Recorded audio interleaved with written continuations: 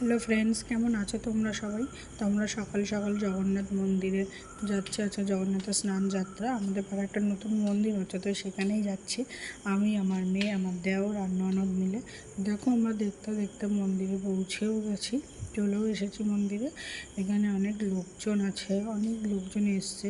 সবাই ইস্কনে, সবার গলায় মালা আছে, তারপরে কপালে তিলক কাটা আছে, শুধু আমাদেরই নেই।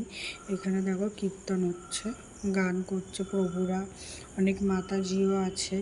এখানে জানো তো, মন্দিরের পেছনে একটা গোশালা আছে। অন্য একদিন তোমাদের সাথে সেটা শেয়ার করবো। আজকে ওই দিকটা যাওয়া যাবে না, এত লোকজন, ওই দিকটা যাওয়া সম্ভবই না। তো তোমরা ভিডিওটা দেখো, এখানে নাম গান কীর্তন চলছে।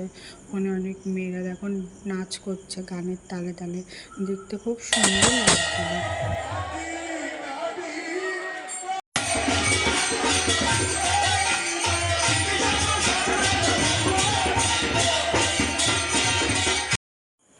দেখো, মন্দিরটা খুব সুন্দরভাবে সাজানো হয়েছে, ঝাড়বাতিটা খুব সুন্দর দেখতে। আমার মেয়ে তো তাকিয়েই ছিল ঝাড়বাতিটার দিকে।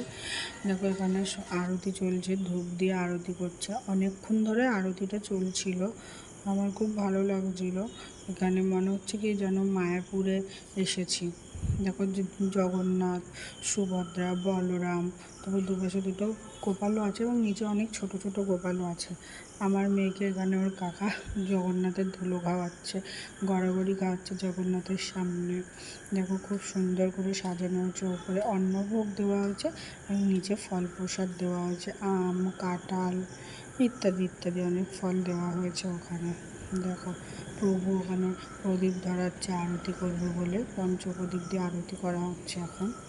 দেখো, তোমরা কিন্তু জানিও ভিডিওটা কেমন লাগলো।